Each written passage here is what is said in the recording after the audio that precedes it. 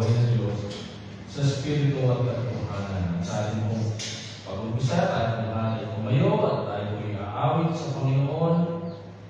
For our first song, we will sing On That Day. For our second song, we will sing Find Us Faithful. And for the last song, we will sing His Glory and My Good.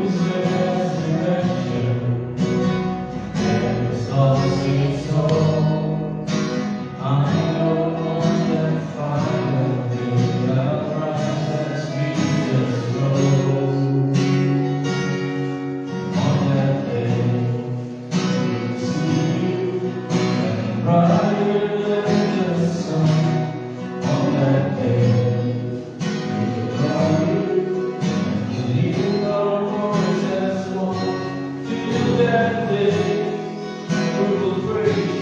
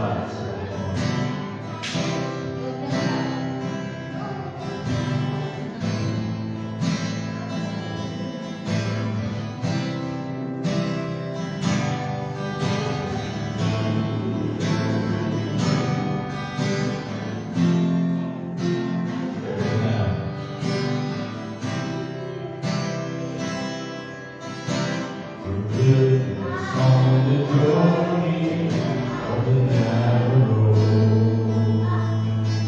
And those who've gone before us light the way. Cheering on the faithful, encouraging the weary, our lives are a living testament to God's sustaining grace. Surrounded by so great a cloud of witnesses,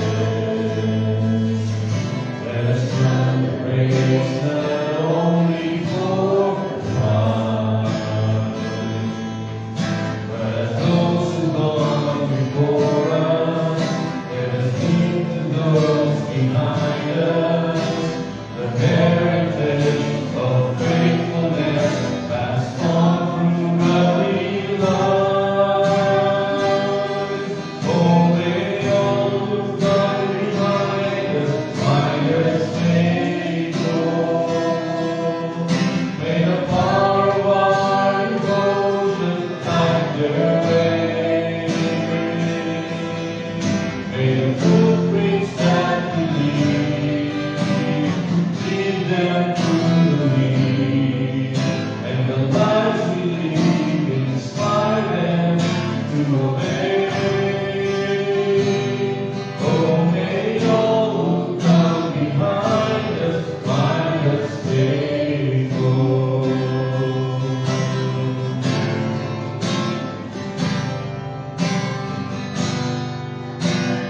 After all our hopes and dreams have come and gone, may our children sit through all we've left behind.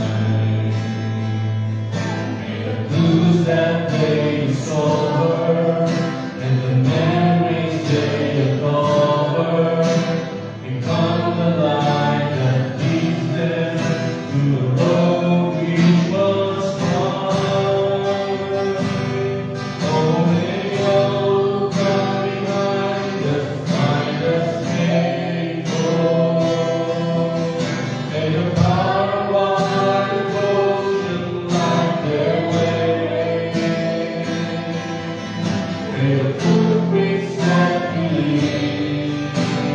leave them to believe, and the lives we lead inspire them to obey. Oh, may all who come behind us find us faithful.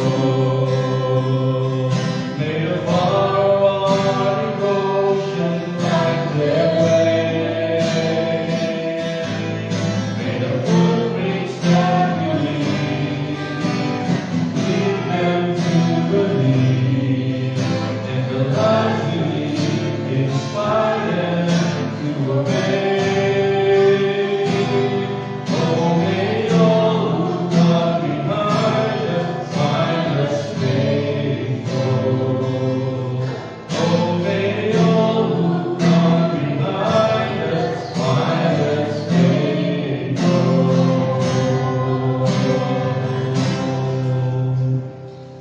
Amen. Naway maging dalangin natin sa ating buhay na tayo ay masubukan ng Diyos na laging nagtatapat sa Kanya para sa Kanyang kalooban. Let's sing His glory and my good.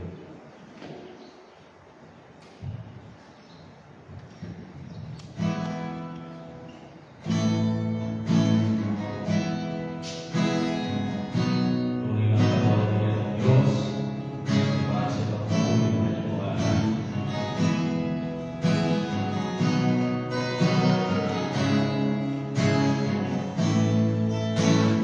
Amen.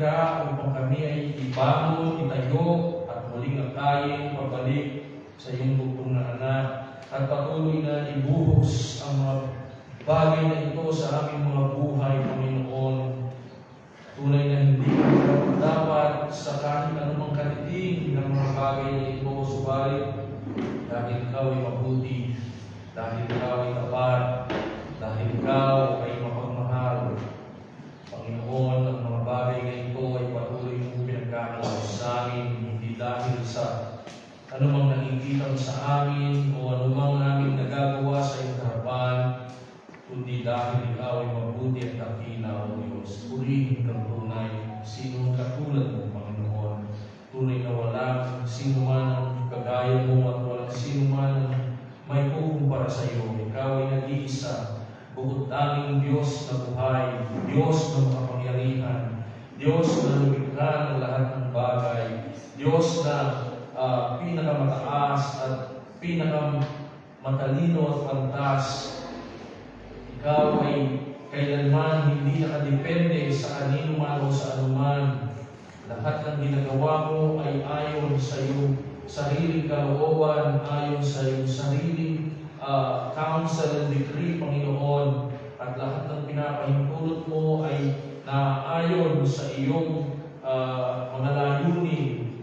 Kaya, Panginoon, ikaw ay aming tinataas at pinupuri sapagkat masigit kang dakila sa pagliligtas mo sa amin, O Diyos. Masigit kang dakila sa pagtutubos mo sa amin mula sa aming pagkakasala, mula sa aming kapahamakan, mula sa aming kaparusahan, Panginoon. Sa kabila ng ang kapalit nito ay ang pagbibigay mo, pagsugo mo ng iyong bugtong na anak. At siya ay nagkatawang tao, nagdusa, nagtiis, upang saluhin ang kaparusahan na dapat ay sa amin, upang saluhin ang kahatulan na dapat ay sa amin, upang saluhin ang galit ng Diyos na dapat ay sa amin. Tiniis lahat ang aming Panginoong Hesus hanggang doon sa krus ng Kalbaryo. Inalay niya ang kanyang katawan, kanyang dugo, at ang kanyang buhay para sa aming katubusan. Maraming salamat po, Panginoon. Bagamat wala akong obligasyon na kami ay iligtas at tubusin, ito ay ginawa mo dahil sa kadakilaan, dahil ikaw ay makabatid, dahil ikaw ay gustos ng biyaya. Lord, maraming salamat sa oras na ito, lalo sa bawat isang nandito na maagang umagon at naganda upang makaliig ang bawat isa, lalo higit ikaw sa iyong dakilang presensya. Patuloy kang maitaas sa aming kalagitnaan, mapuri sa bawat buhay at lakas na nandito. At ikaw, at tanging ikaw lang ang aming sambahin sa Espiritu at katotohanan. Patawarin mo nga kami sa aming mga pagkakasala. Hugasan at isip mo kami sa aming mga pagkakulang. At ikaw ang magbigay ng lakas at biyaya sa amin upang mga bagay na ito, Panginoon, ay aming pumapalagumpayan. Sadyang napakahina po namin. At kung wala ka, Panginoon, ay wala kang kaguluhan. Kung wala ka, O Diyos, wala kaming lakas. Kaya ikaw lang ang aming nilalapitan, ikaw lang ang aming sinasandalan, ikaw lang ang aming sinasandigan at pinagtitiwalaan. Kaming ikaw lang, Panginoon Hesus, ang aming pinaglalagapan ng aming pananampalataya. Salamat sa iyong Ebanghelyo. Salamat sa iyong mga salita. Salamat sa iyong panawagan. Salamat sa iyong pagliligtas, sa iyong kapatawaran. Salamat sa mga spiritual na pagpapala, sa buhay na walang hanggan, sa kalakasan, sa biyaya, lalo Panginoon sa oras ng aming mga kapagsukan, ay nandyan ang iyong biyaya upang kami ay bigyan ng kalakasan.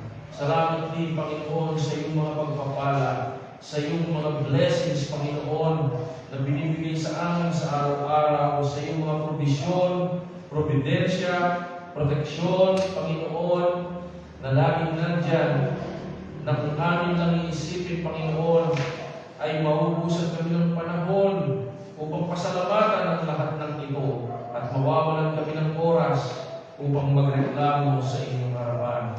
Sa dami ng iyong biyaya na binubuhos sa aming buhay at sa aming kapaligiran, Panginoon, napakarami namin dapat ipagpasalamat sa iyo.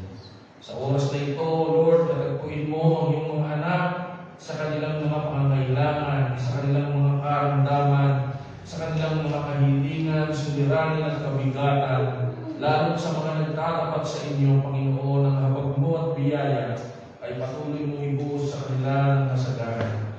Tulungan mo rin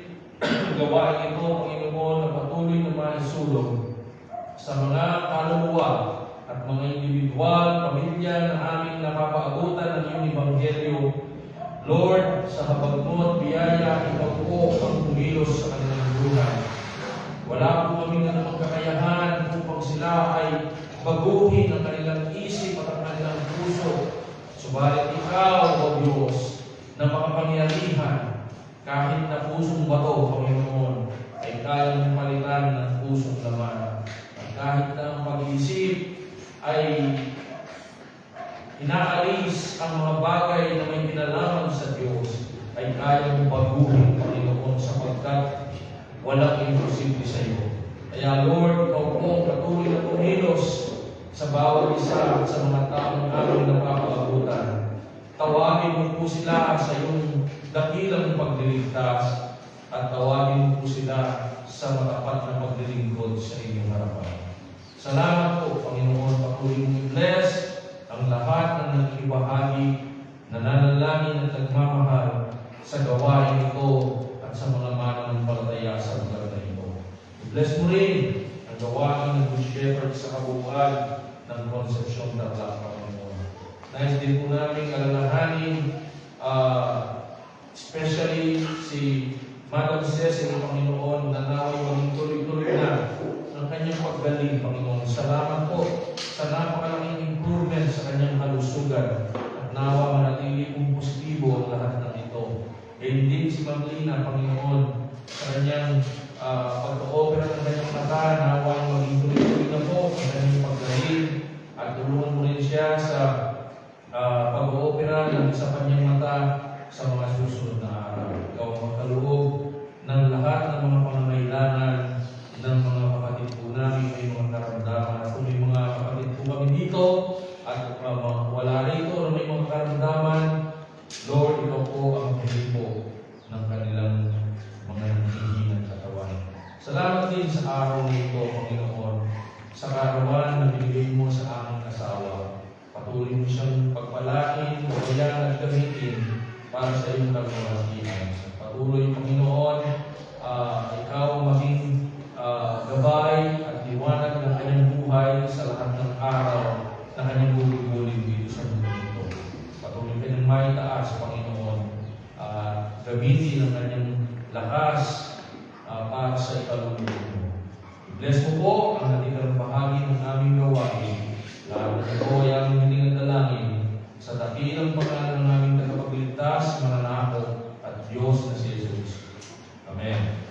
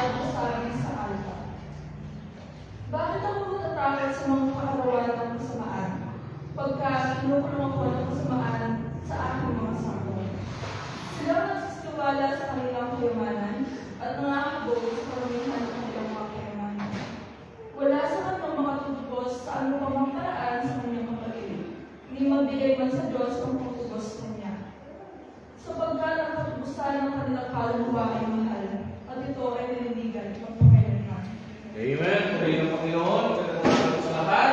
This is the word of God. Kayo yung maaaring makapo. Maganda ang ating scripture reading. Sabi niya, may mga taong nagtitiwala sa kanilang kayamanan, subalit wala ni isa sa kanila ang kayang bilhin ang katubusan ng kanilang kaluluwa. Amen. Kaya ang goal natin ay hindi puro pisikal. Amen. Ang goal natin ay ang kalwalhatian ng Panginoon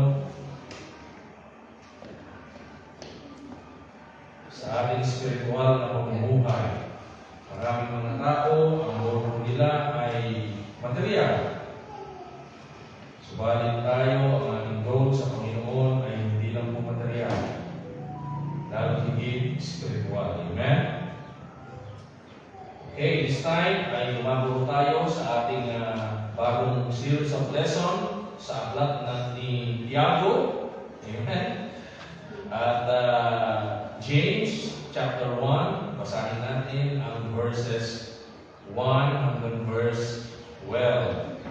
Sabi niya, James, a servant of God and of the Lord Jesus Christ, to the 12 tribes which are scattered abroad, greetings.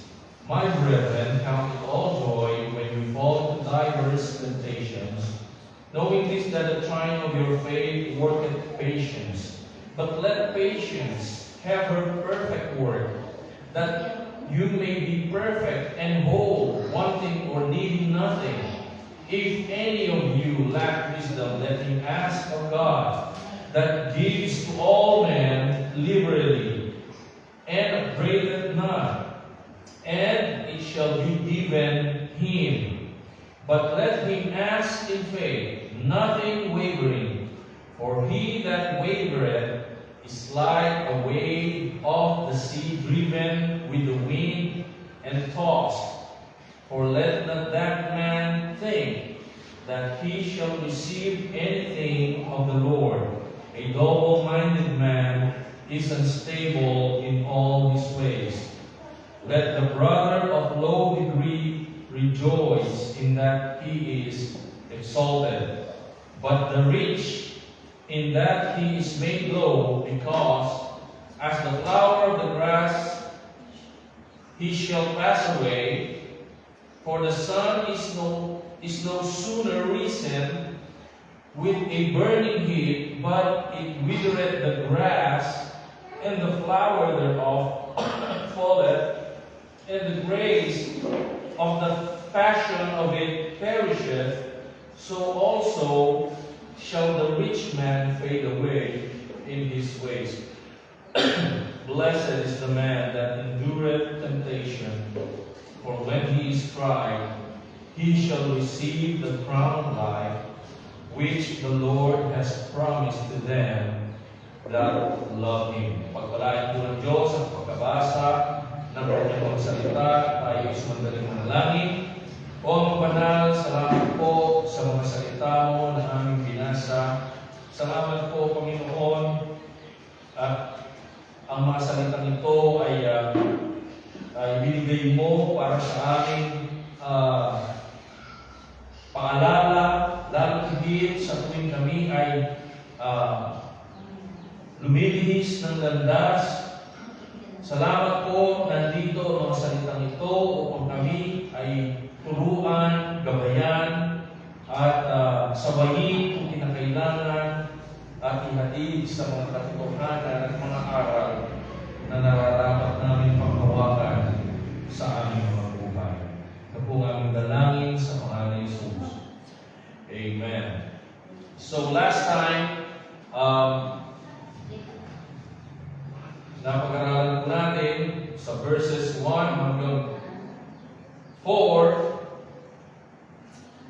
na bilang mga mananampalataya ay tayo po ay dapat may kagalakan, may attitude na dapat ating kinukuha na oportunidad o pribileyo ang mga pagsubok na dumarating sa ating buhay. Sapagkat ang mga pagsubok na ito ay pansamantala lamang. At ito ay hanggang dito lang sa lupa. At pag tayo ay nandun na sa presensya ng Diyos, abay kahit gustuhin pa po natin ang mga pagsubok doon, ay wala namang pagsubok doon. So we have learned last time that James, the brother of Jesus, ay siya po ang author ng epistle na ito. Si James ay ang naging senior pastor or leader ng First Church sa Jerusalem, lalo na ng mga panahon na sila po ay na-scatter. Sa aking pagbabasa, mayroong nagbanggit na ang pagkawatak-watak ng mga mananampalataya ay nagsimula noong batuhin si Stephen, yung isa sa mga deacon na itinalaga. Nung batuhin siya sa pangaral niya ng Ebanghelyo, siya ay pinagbabato hanggang siya ay mamatay. At nandoon po si Paul, nakaharap. At ito ay nangyari dahil din sa kagustuhan niya, dahil sa mga panahon yun ay galit siya sa mga mananampalataya. At lumala yun po ay sa Acts chapter 7. At lumala itong pagsubok na ito nung nakisali pa si Herod, doon sa Acts chapter 12, at doon naman ay pinatay yung isang James, At pero hindi po yun yung kapatid ng ating Panginoon, kundi yun ay si James, the son, yung kapatid ni John, the son of Zebedee. At doon na talagang lumala at na-scattered yung mga mananampalataya sa Jerusalem. So primarily, ito po ay mga Hudyo, mga Jews, mga Christian Jews, mga Jewish believers. At ito ang inaabot primarily ng aklat na ito. But hindi ibig sabihin ito ay exclusive para sa kanila, kundi ito po ay para din sa lahat ng mga mananampalataya, sa lahat ng mga churches na nangangaral ng katotohanan. So we have learned last time na yung pananampalataya na ibinigay sa atin ng Diyos, ito po ay sinusubok upang tayo ay masuntungan na nagiging totoo sa ating pananampalataya, sa Ebanghelyo at sa ating Panginoong Jesucristo. Ang sabi niya sa verse 4, "But let patience have her perfect work, that you may be perfect and whole, needing nothing." So, ito po ay nagsasalita patungkol sa pananampalataya, kung saan ang ating pananampalataya ay magiging perfect dahil sa mga pagsubok. Ano ibig sabihin ng perfect? Ibig sabihin matured. Hindi perfect in the sense na hindi na nagkakamali. Hindi perfect in the sense na wala na tayong nagagawang kamalian sa Panginoon. Kundi perfect in the sense na ito ay lumalago at nagiging mature sa harapan ng Diyos. At ang sabi niya, perfect and whole, needing nothing. Ibig sabihin, dahil lumakas na, lumago na yung pananampalataya natin, tayo ngayon ay nagiging instrumento na para sa iba upang sila ay maging malakas, lalo na yung mga nanghihina. So ito po ay napakaganda, Kaya pag meron tayong mga pagsubok, pag meron tayong mga kabigatan, dapat mga kapatid, ma-realize natin na ito'y binibigay ng Diyos upang tayo ay tumibay sa ating pananampalataya. Hindi normal sa tao na makatanggap ng pagsubok at pagkatapos ay may kagalakan sa puso. Usually, ang tugon ng tao sa mga suliranin at pagsubok, lalo na kung ito'y malala at malaki at mabigat, ay madalas ang pagtugon dito ay pagtangis. Tama po, negatibong emosyon. Pero sa mananampalataya, ang pagtugon ay laging may kasamang pasasalamat sa Diyos. Dahil alam natin na ito ay pinapahintulot ng Diyos sa buhay natin, hindi upang tayo ay parusahan o pahirapan, kung hindi upang patunayan na ang ating pananampalataya sa Kanya ay tunay. Upang patunayan na ang Diyos na ating pinaglagakan ng ating pananampalataya ay makita at maranasan natin muli na kumilos sa ating mga pagsubok. Amen? Yun ang kagandahan sa pananampalataya, mga kapatid.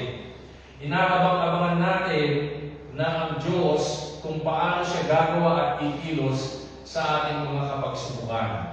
Hindi katulad kapag wala ka sa Panginoon, ay ituturing mo itong kamalasan. Tama? Itong linggong ito, may nakilala po akong isang mananampalataya na talagang yung kwento niya ay napakatindi. Yung lahat ng mga pinagdaanan niya, bata pa po siya, no? I think nasa 22 or 24 pa lang siya. Pero napakatindi ng mga pinagdaanan niya sa paglilingkod niya sa Panginoon.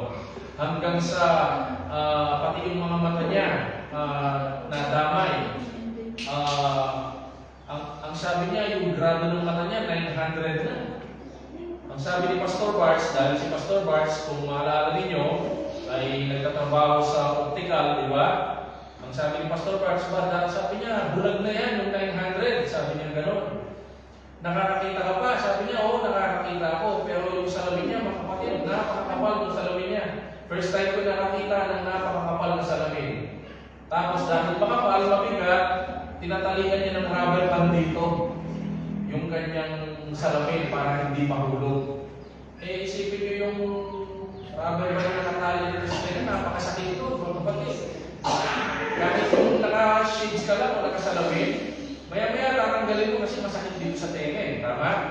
Pero siya nakatali pa para i-sustain lang yung salamin niya. Pero nandun siya doon sa conference na dinaluhan namin. At may kagalakan na nagdilim sa Panginoon. At sabi ni Pastor Bars, pwede natin palitan yan ng super, yung tinatawag ng super thin na salamin. Pwede rin palang mapalipis yun. So hopefully ay ma-workout po nila.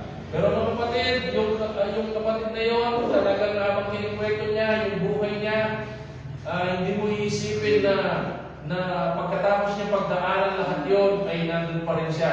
Nag-enjoy ng dilingkod sa Panginoon. Biniro nga siya ni Pastor Bar, sabi niya, kamalas mo. Lahat ng kabalasan, pinagdaanan mo, sabi niya gano'n. But, ang katotohanan ng kapatid, yun ay mga pagsubok para patunayan yung kanyang pananampalataya sa Diyos. So, hindi para-parehas yung level ng pagsubok na pinagkakaroon sa atin ng Panginoon. But yung pananampalataya na ibinigay sa atin, mga kapatid, kung ito ay patuloy natin aalagaan, ang level ng pananampalataya nito ay patuloy na lalago at titibay sa harapan ng Diyos. Okay? So, ipagpatuloy natin ang ating lesson, persevering through suffering. So, ito po yung pinamagatan natin nung nakaraan at ituloy po natin ngayon. Verse 5, if any of you lack wisdom, let him ask of God that giveth to all men generously and upbraideth not, or hindi siya nanunumbat. Ang Diyos sa mga binibigay niya, yung ibig sabihin niya, hindi siya nanunumbat. Dito sa isang salin, sabi niya, but if any man among you is without wisdom, let him make his request to God, who gives freely to all without unkind words. Ibig sabihin, minsan kasi yung tao pag nagbibigay, di ba, may limitasyon. Sa unang pagbibigay siguro, may kasiyahan, di ba? Sa susunod siguro na pagbibigay, baka may kasiyahan pa rin, ano? Pero kung lagi nang humihingi dahil binibigyan, abay, darating yung time, sasabihin mo nang bibigay, abay, di ba dami ko nang binigay sa'yo? Humihingi ka naman, di ba? Ganyan tao, may limitasyon. Di ba? May hangganan yung kabaitan ng tao. At kung ito'y sasamantalahin, magkakaroon siya ng limitasyon. At makakarinig ka ng mga salita na hindi mo narinig nung una. Pero Panginoon, sabi niya, namimigay siya ng mga hinihingi natin, lalo na when it comes to faith, By the way, itong if any of you lack wisdom, yan po ay ini-encourage tayo na manalangin sa Diyos na humingi ng wisdom. Bakit? Kailangan natin yun para yung ating pananampalataya ay lumago. So ito yung may kinalaman pa rin sa ating pananampalataya. Ito yung konteksto nito, yung ating pananampalataya sa Diyos habang tayo sinusubok. So kung hindi tayo makaunawa, we lack wisdom, hindi natin lubos na naintindihan ang salita ng Diyos because we lack wisdom, kulang tayo sa pananampalataya. Ibig sabihin, hindi natin maunawaan ang mga bagay na ating narinig at hindi ito magdudulot sa atin ng dagdag na paglago sa harap ng Diyos. Kaya napakahalaga mga kapatid na tayo ay humingi sa Diyos ng karunungan, ng katalinuhan. Ang mahirap, we already lack wisdom, pero hindi pa tayo nagko-concentrate sa salita ng Diyos. Yun ang mahirap, di ba? Kulang na nga tayo sa wisdom, pero hindi na tayo humihingi ng karagdagang wisdom, hindi pa rin tayo nagko-concentrate sa salita ng Diyos. So we need to focus, mga kapatid, sa salita ng Diyos and ask for wisdom. At ang sabi niya, kapag humingi tayo, sa Diyos tayo hihingi. Yung pastor, pwede siya mag-share, magbahagi ng wisdom, but ang Diyos ang nagbibigay sa atin ng wisdom. Ibig sabihin, yung wisdom, na itatanim niya sa ating puso, sa ating kaisipan, at ang Diyos ang gagawa nun. Kaya tingnan po ninyo, napakarami ng mga tao na nababahagian, pero pag ating binalikan, yung binahagi natin nung nakaraan ay hindi na nila matandaan. Bakit po? Because they lack wisdom. So we need to ask from God. At ang sabi niya, ang Diyos ay nagbibigay ng masagana. God gives freely. Wala yung bayad. Kaya mga kapatid, huwag mong titibayin ang panalangin. Di ba? Huwag kayong magtipid sa paghingi sa Diyos. Siguro yung munisipyo natin, nagbibigay ng bigas. Di ba? Nagbibigay ng bigas araw-araw. Baka nasa munisipyo tayo araw-araw, di ba? Para humingi ng 5 kilo bigas. Sino ba naman ang ngayon, kahit na matagal ang pila dyan, pipila tayo araw-araw para makakuha ng 5 kilo bigas. Mga kapatid, ang Diyos, higit pa sa bigas ang ibinibigay. Kaya dapat lagi tayong humihingi sa Kanya. Okay? At ang pangako niya, sabi niya, it shall be given Him. Pag humihingi tayo sa Diyos, sincere tayo humihingi, sincere natin itong pinagnanasaan sa Kanyang harapan, ibig sabihin talaga nagsusumikap tayo sa pakikinig. Ang sabi niya, ibibigay niya sa atin ito. Sabihin natin, Panginoon, hindi ko po maintindihan ng aking binabasa. Hindi ko po maintindihan ng aking napapakinggan. Gusto ko pong lumago sa iyong harapan. Bigyan niyo po ako ng wisdom, Panginoon. Dapat gano'n ang ating panalangin, mga kapatid. Pero pag humingi tayo, sabi niya sa verse 6, but let him ask in faith, nothing wavering. Pag humingi tayo, huwag tayong mag-alinlangan. Pag humingi tayo, huwag tayong magduda. Ibig sabihin, merong iba, pag humingi, agad-agad binibigyan. Merong iba, pag humingi, medyo natatagalan. Pero hindi ibig sabihin, hindi bibigyan dahil pinangako na bibigyan. So, ibig sabihin, porque yung kasama mo ay lumago na at ikaw ay parang hindi pa, ibig sabihin, hinto ka na sa paghingi, no, tuloy-tuloy pa rin. Ang sabi niya, huwag kang mag-alinlangan. Malinaw po, mga kapatid, wavering, huwag kang maging katulad ng wave, yung alon, di ba? Yung alon, hindi pantay-pantay, di ba? Tumataas, bumababa. Dapat hindi ganun yung ating pagtitiwala at pananampalataya sa Panginoon. Dapat tuloy-tuloy, mga kapatid, okay? Ano man ang mga pagsubok? Kasi may mga pagsubok, di ba? May mga suliranin. Pero dapat tuloy-tuloy pa rin. Hindi dapat nagbabago ang pakikitungo natin at pagtingin natin sa Diyos dahil sa sitwasyon na dumarating sa buhay natin. Bakit hindi tayo kailangan mag-alinlangan? Kasi sabi niya, for he that wavers or wavereth is like a wave of the sea driven with the wind and tossed. So, yun daw nag-aalinlangan siya'y katulad ng alon sa dagat. At ang sabi niya sa verse 7, let not that man think that he shall receive anything from the Lord.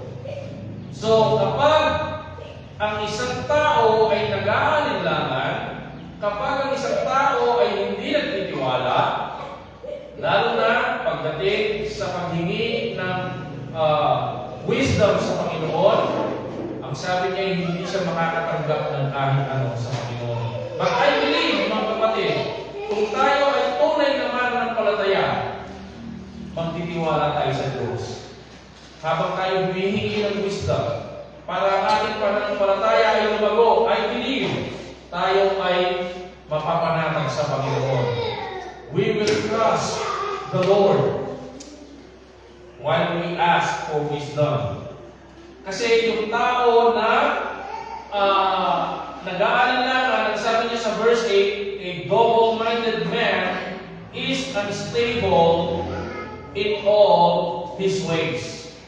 So, dito, ang mas malamang na nilalarawan niya sa mga pag-aalinlangan ito ay yung isang taong hindi mananampalataya. Wala siyang sapat na pagtitiwala sa Panginoon. Ibig sabihin, madalas, nandoon siya sa mundo, paminsan-minsan, nasa gawain, ganun siya. Nag-aalinlangan siya, hindi siya tuloy-tuloy. Hindi katulad ng isang mananampalataya, lagi siyang nagsusumikap na maglingkod sa Diyos. Kahit na anong dumadaan sa kanyang buhay, lagi niyang nandyan.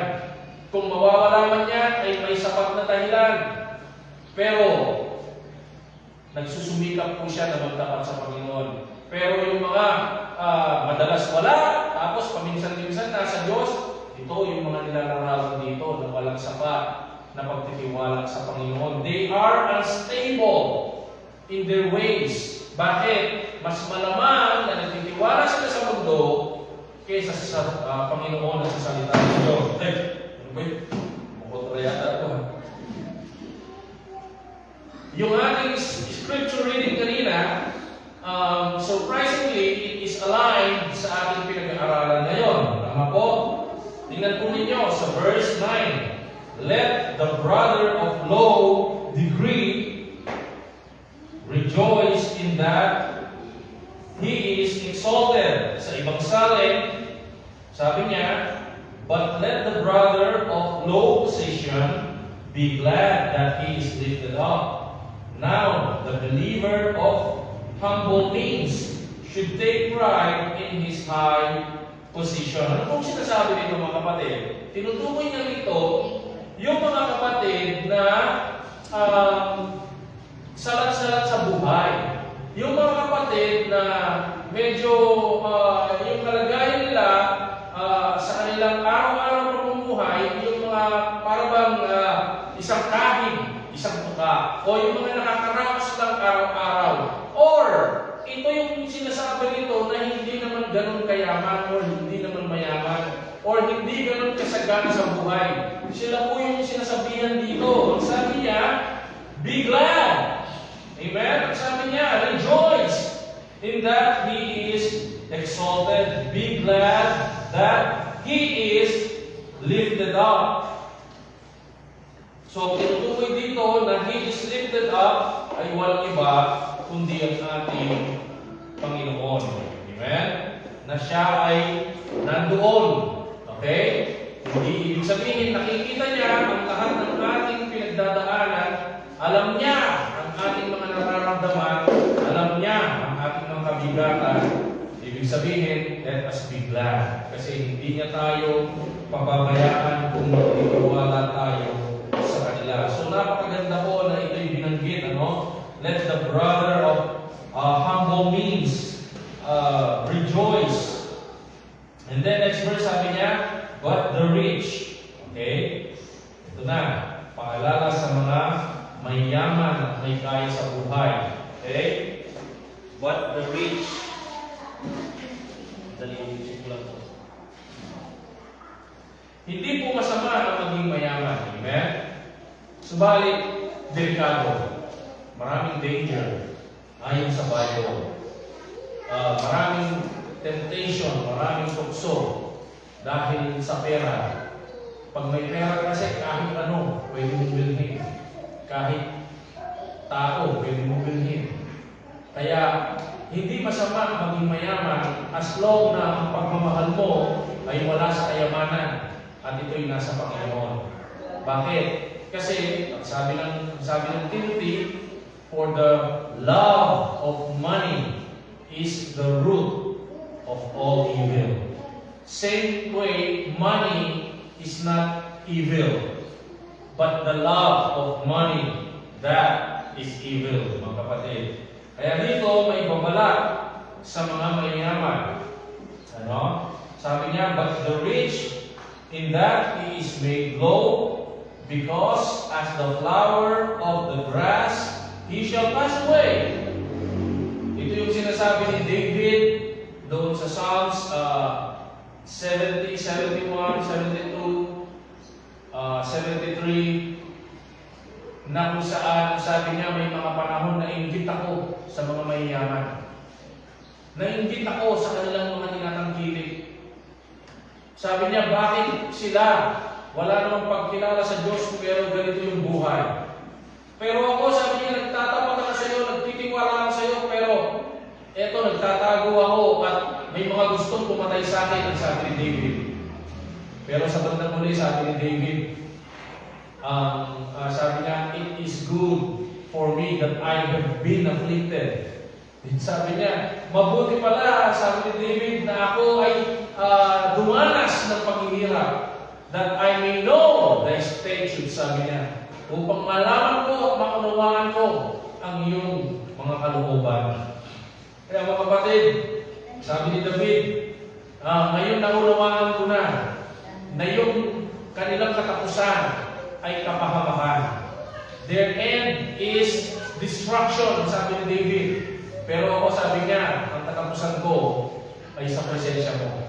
Kaya mga kapatid, ito yun, yung sinasabi dito. Yung mga mayayaman, lalo na yung wala sa Panginoon, huwag natin kaingitan. Oo, masagana sila ng material na bagay, but wala dapat kaingitan sa mga bagay na yun eh. Kami nga, lumaki at tumanda kaming mahirap. Pero nakaraos din sa awa ng Panginoon.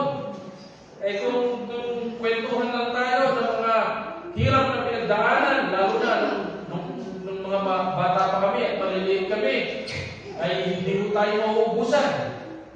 Pero alam mo ninyo mga kapatid, kahit na mahirap, kaya kang itawid ng Diyos. Amen? Kung magtitiwala tayo sa Kanya. Eh, naman kung tinawid tayo ng Diyos ng mahirap? Hindi pa rin tayo pinabayaan, di ba? Malay mo, pinayaman ka ng Diyos, pero ang mangyayari pa lang, mapapalayo ka sa Kanya. Kasi hindi yung sinasabi nito, itong mga mayayaman na ito, ang nangyari, yung kayamanan nila, hindi na yung sila ng Diyos sa kayamanan na tinanggap nila. At ang nangyari, sabi niya rito, huwag natin silang kaingitan kasi sila ay lilipas. They will pass away. Verse 11, for the sun is no sooner risen with a burning heat, but it withereth the grass, and the flower thereof falleth, and the grace of the fashion of it perisheth. So also shall the rich man fade away in his ways. So gaano ba mabilis matuyo ang damo at ang kanyang bulaklak? Napakabilis lang, tama? Isang panahon, yung mga bulaklak o yung mga damo na namumulaklak, nandyan. Maya-maya, wala na.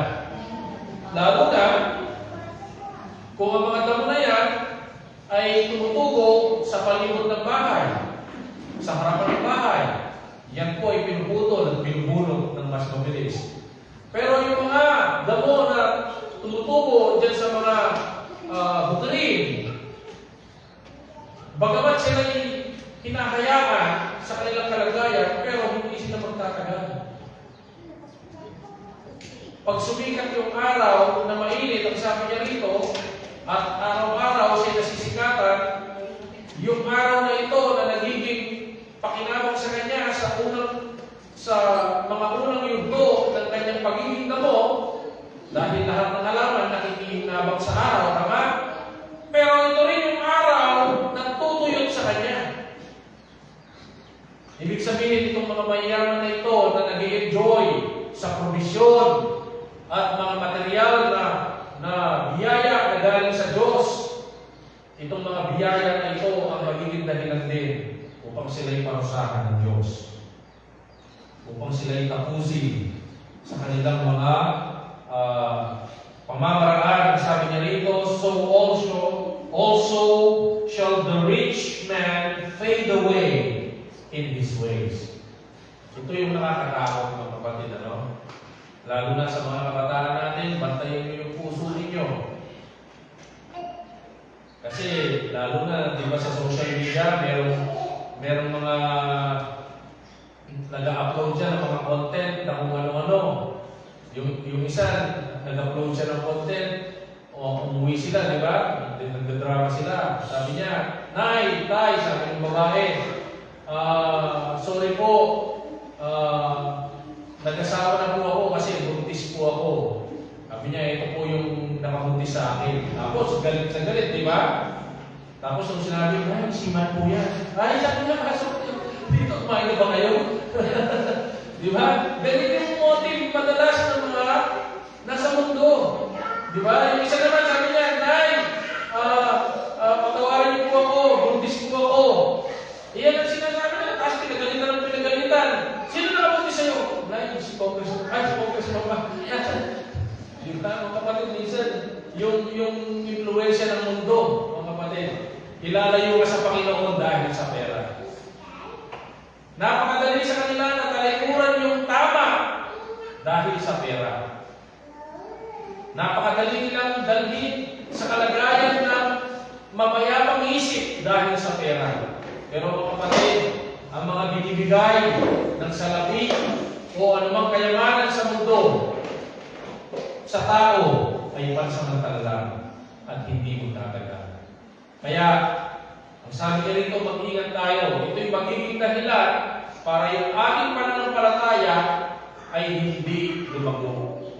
Kaya sabi niya, instead na isipin natin yung kayamanan, humingi tayo sa Diyos ng wisdom para yung pananampalataya natin lumago. Kung mapapansin ninyo, wala siyang sinabing, hingin niyo sa Diyos na kayo yumaman. Di ba? Hindi na tulad ng mga pinapakaral ng mga nasa paligid natin dyan, na sinasabi nila, dahil mahal ka ng Diyos at lahat ng mga pagsubok at paghihirap na ginawa mo, lahat yan, papalitan niya ng blessing at biyaya at hihigitan pa niya yan. Ikaw ay payayamanin ng Diyos. Magiging malaya ka sa karamdaman at sa anumang problema. Yan yung pinapangako ng mundo eh. Health, wealth, and prosperity. Yan ang pinapangako nila. Na pag nasa Panginoon ka raw, ganyan. Pero hindi ang tinuturo yan dito sa ating pinag-aaralan. We are not encouraged to ask wealth from God. Pero hindi naman tayo pinagbabawalan na humingi ng mga bagay na yan. Pero we are not encouraged to do it. Kung hindi, ang itinutulak sa atin ay humingi sa Diyos ng wisdom. Para tayo patuloy na lumago sa ating pananampalataya at sa harapan ng Diyos, sa relasyon natin sa Diyos. Dahil nakikita ni Tiago na ito ang pinakamahalaga sa harap ng Diyos.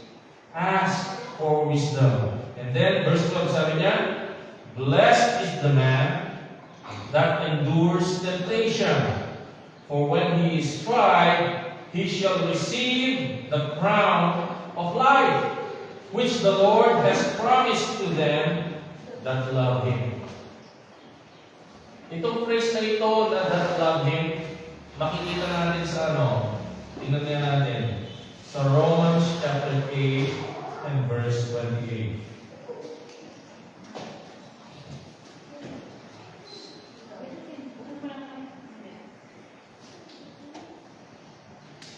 And we know that all things work together for good, to them that love God.